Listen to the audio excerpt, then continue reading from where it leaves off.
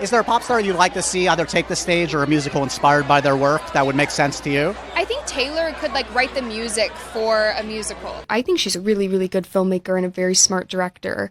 She gets in her zone, she knows what she wants, and she's really quick too. It was just really amazing to kind of watch her work, and obviously she's a writer as well. She's a poet, I guess is a better way to put it.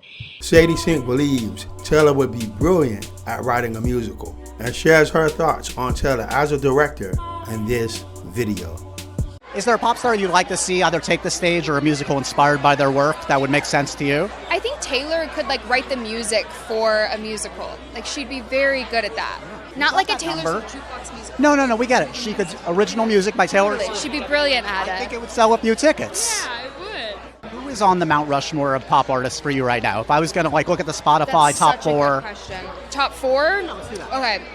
Lord, Taylor, Olivia, and Addison Rae. Addison Rae. Yeah, she's someone that I was a huge fan of before. But it is interesting when these industries kind of blend into each other, and I think she's a really, really good filmmaker and a very smart director. It was funny, I was watching behind the scenes footage that she sent over to me from when we were making it, and she gets in her zone, she knows what she wants, and she's really quick too, she doesn't overshoot or anything like that. So yeah, I'm excited to kind of see where she goes next with it. Seriously, the short is something else, and I am eager to know, what is it like working with Taylor specifically as an actor's director, because I was reading some quotes where she expressed some interest in making a feature. So based on your experience, what do you think she could bring to another ensemble out there as a feature director? I mean, I would love to see that happen, and I think that it absolutely should happen, because she's someone who's just so driven and has this, when she has an idea, she will execute it exactly how her mind envisioned it. And she's a very she's very instinctual, and it was just really amazing to kind of watch her work. And obviously she's a writer as well. She's a poet, I guess is a better way to put it. So to have that kind of mind directing the short film was really special, and something that I don't think I'd ever experienced before, because she's so visual and descriptive with her words and the treatment that she made for us, and to see it, how she kind of made it come to life, was pretty incredible. And the way that she worked with actors too, because I think that was something that she was was more unfamiliar with, but handled it as if she'd been doing it for the longest time. Had you ever tackled a oneer like that, the fight in the kitchen? Because that's something else. Yeah, but I think the key to that really was that there were no expectations at all. It was just, yeah, we're just gonna roll the camera and just see what happens. This is what the conversation is about. This is where I'd like it to end, and see what happens. And I don't even know if I'm gonna use this, but go ahead. And doing it and not really knowing when they were gonna cut, and just kind of not caring, and kind of living in that moment, in that little scene, was pretty amazing to see how that played out. And I remember in the moment I did it, I didn't remember what I was saying or anything that I was doing really, and then watching it in the end I was like, oh yeah, that's a full scene, oh my god. And so it made sense why she kept it. And you just did a video with Taylor Swift. How did that come about? I was a huge fan of hers, and then just randomly her team reached out and asked me to do this music video for her. One of her songs that I loved so much. It's kind of a dream for me. Yeah. Were you more nervous doing that or coming on my show, you think? Probably coming on your show. Critical thought to it. I would say I had never seen either one of them play roles like this before. And I'd seen them just ace anything that was put in front of them, and I just thought, I wonder if Sadie Sink wants to play a romantic lead. I know I haven't seen it yet. I think she's at that perfect point in her career where she could, I think she could absolutely, as the kids would say, eat this up. Yes. And basically with Dylan, it was that charisma that I'd seen his films and I'd seen him, I mean, even just him doing an interview, you can see that he's got this just like, you know, this dangerous charm. Like him as a person, he's not a dangerous, but he's dangerously charming, and that he's just like, that is a power that he has. And so I was looking, I also just, when I write, I really gravitate towards, you know, looking up to writer-directors, because that's the way that I can make sense of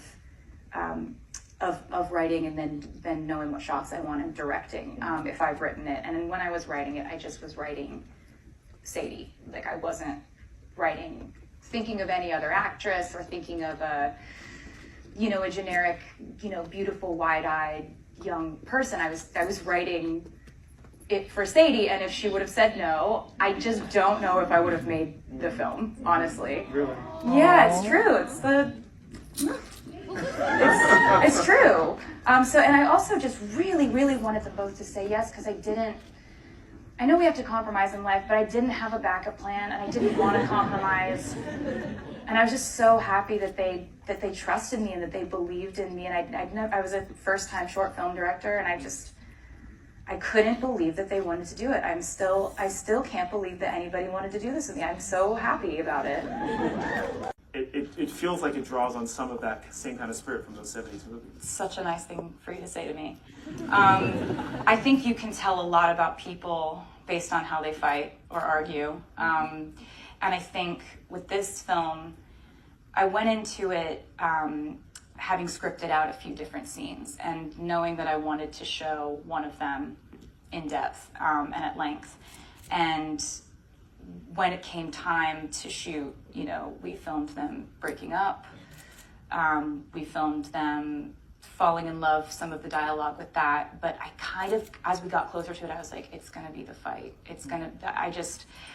I think that we had scripted it out, but I had talked to Dylan and Sadie so much about what their intentions were and what exactly it is that's the catalyst for this fight, and why it's not about him just dropping her hand. It's about this entire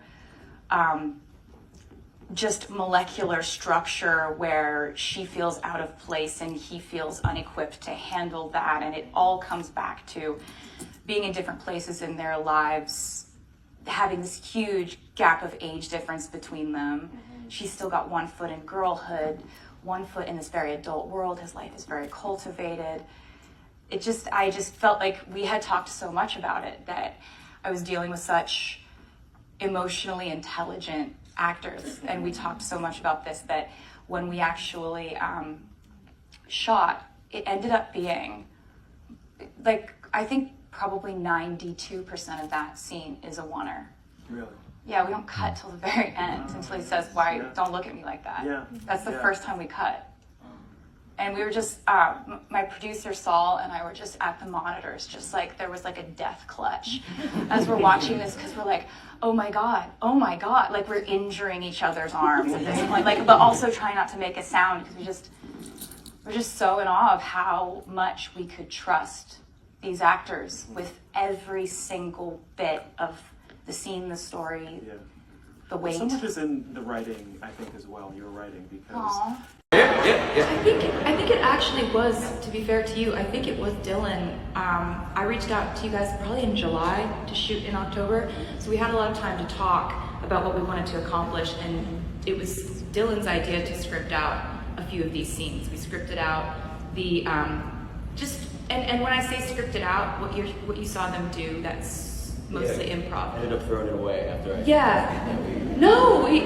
it was a great, because it was like a nice template for us to realize, okay, they're breaking up, why are they breaking up? Okay, they're arguing, why are they arguing? What was the catalyst? And I think I hadn't decided whether I wanted to have these, to break up the music and have these scenes, and I didn't know which one I would want to use. And I don't think that we had actually decided if this was going to be in the film the way that it was. No, I didn't think it was going to. So it kind of, the naturalism that you guys had, moving around this kitchen, having this realistic fight that, you know, Rena's in there with Steadicam. It's one take until the very end of the argument. Me and Saul and I were sitting behind the monitor, just like punching each other's arms. Just the whole time we're watching them do this, it's like sparks were bouncing off of them or something. Like, you guys were absolutely blew me away, and I can't, I'll never forget the way it's such a complex dynamic, like sort of like relational thing that, like, you know, was always the real goal to achieve, you know, which was so exciting because it's one of the hardest things I think to execute, because we sort of realize in the moment it's not something that can be written. How people argue, how we repeat ourselves, we go in circles, you know, and you see that in a script. Usually, like, the producer's like, why are they repeating themselves? You know, he says this line 5 times. You know, take it out. You know, and that's what makes it, though. It's because you're trying to communicate. That's how the other people person isn't hearing you say it this way. Maybe you say it louder. Yeah. Maybe you say it with 2 words different. But Yeah. you're trying to be heard. It's the failure to communicate. Yes. So perceptive. Really good directing right there. What's your favorite song to scream the lyrics to? That's gonna be All Too Well by Taylor Swift. Taylor Swift. She really, I mean, she's the moment right now. So I think I would have to go with her. Maybe I should just start a fan account. So I couldn't agree more with Sadie's comments in regards to Taylor producing a musical, because she's more than qualified, clearly, and would give us something awesome just based on her brilliant songwriting and mind. So hopefully we'll get to see that someday, along with a Taylor Swift directed movie as well. For more videos of people talking about Taylor, check out this next one.